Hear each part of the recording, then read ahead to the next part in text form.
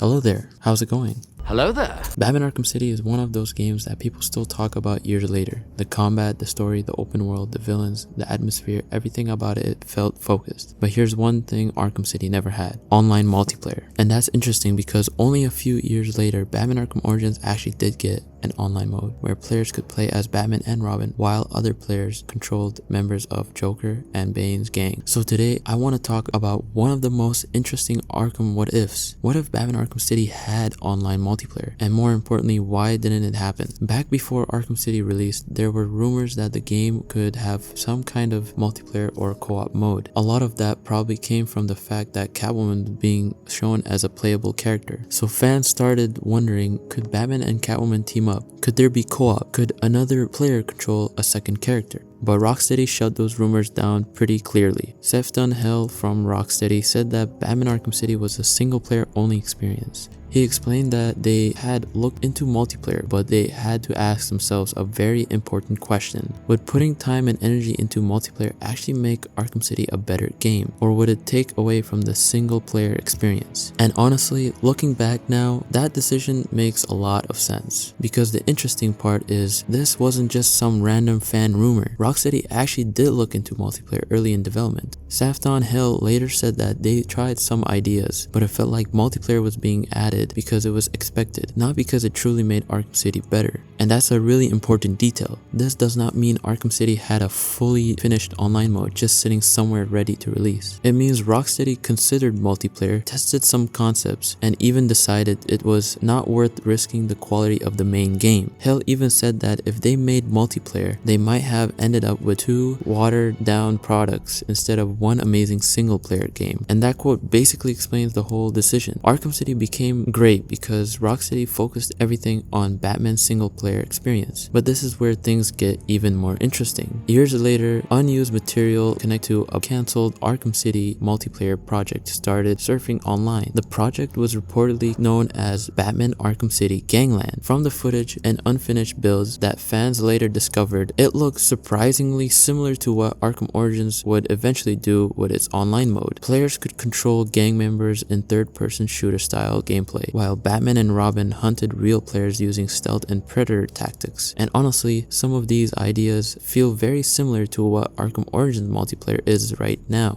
Now, to be clear, Rocksteady never officially released this mode, and a lot of what fans have seen comes from unfinished builds, recovered material, and footage that surfaced online years later. So I'm not saying Arkham City had a complete multiplayer mode that was ready to go, but seeing these early concepts make it really interesting to make what Arkham City Online could have looked like if Rocksteady had fully committed to multiplayer. Because then in 2013, Batman Arkham Origins came out and actually later on introduced online multiplayer. The mode was called Invisible Predator Online, and it was not just a normal team deathmatch mode. It was a 3v3v2 mode. 3 players were part of Joker's gang, 3 players were part of Bane's gang, and the 2 players were Batman and Robin. The gangs fought each other with third-person shooter gameplay, while Batman and Robin used Predator-style stealth. And honestly, that idea was kind of crazy. It was such a unique idea for an Arkham game. The multiplayer was developed by Splash Damage, while WB Games Montreal worked on the main single-player campaign. So in a way, Arkham Origins gave us the kind of online experiment that Arkham City never officially got. But now the big question is, would Arkham City have been better with multiplayer? Honestly, maybe. I don't know. Part of me thinks it could have been amazing. It could have been insane playing online in Batman Arkham City. But at the same time, Arkham City's biggest strength is how focused it is. The whole game is built around making you feel like Batman. The story, the side missions, the gadgets, the predator rooms, the combat, the open world, everything made for just one player. If Rocksteady had split their focus between single player and multiplayer, maybe the story would have been shorter. Maybe the open world would have not been as detailed. Maybe the combat and predator gameplay would not have been as polished. And that is exactly what Rocksteady was worried about. The reason Arkham Origins could do multiplayer is because it was handled differently. Arkham Origins was made by WB Games Montreal, and the multiplayer was developed separately by Splash Damage. That probably made it easier to include multiplayer without putting the exact same pressure on the single player campaign. But But even then, Arkham Origins multiplayer did not last forever. Warner Bros. Later retired the online service for Arkham Origins on December 4th, 2016, while keeping the single-player campaign playable offline. But now, thanks to modders and the Arkham community, players have found ways to bring the online experience back on PC. So technically, they brought online back online. Get it? They brought back on. But jokes aside, even though Arkham Origins multiplayer was a really unique idea, it eventually became one of those forgotten Arkham features that a lot of newer fans never got to experience. And that's kind of sad because the idea itself was actually really cool. Personally, I think Rocksteady made the right choice with Arkham City. Would multiplayer have been cool? Yes. But Arkham City became one of the best superhero games ever because it did not feel distracted. It knew exactly what it wanted to be. Arkham Origins multiplayer was a cool experiment, and I honestly respect it for trying something different. But Arkham City did not need multiplayer to be great. If anything, the fact that Rocksteady walked away from multiplayer shows how focused they were. They did not just add online because it was popular at the time. And around that era, online multiplayer was a huge trend. A lot of games were adding multiplayer modes even when they did not always need them. But Rocksteady did not force that into Arkham City. They chose the mode that mattered most, single player. So yeah, Arkham City did not have a secret finish online mode that was officially released or anything like that. But multiplayer was considered early on. Rocksteady looked at the idea, tested some concepts, and decided it would take too much away from the game they wanted to make. Then Arkham Origins came along and actually gave us Batman and Robin Online. So the real question is, would you have wanted Batman Arkham City to have multiplayer, or was Rocksteady right to keep it single player only? Let me know in the comments, because honestly, I think this is one of the most interesting what ifs in the entire Arkham series and for the Arkham community as a whole. If you enjoyed this video, consider subscribing and liking the video for more Batman Arkham content. I'll see you guys in the next one. Peace!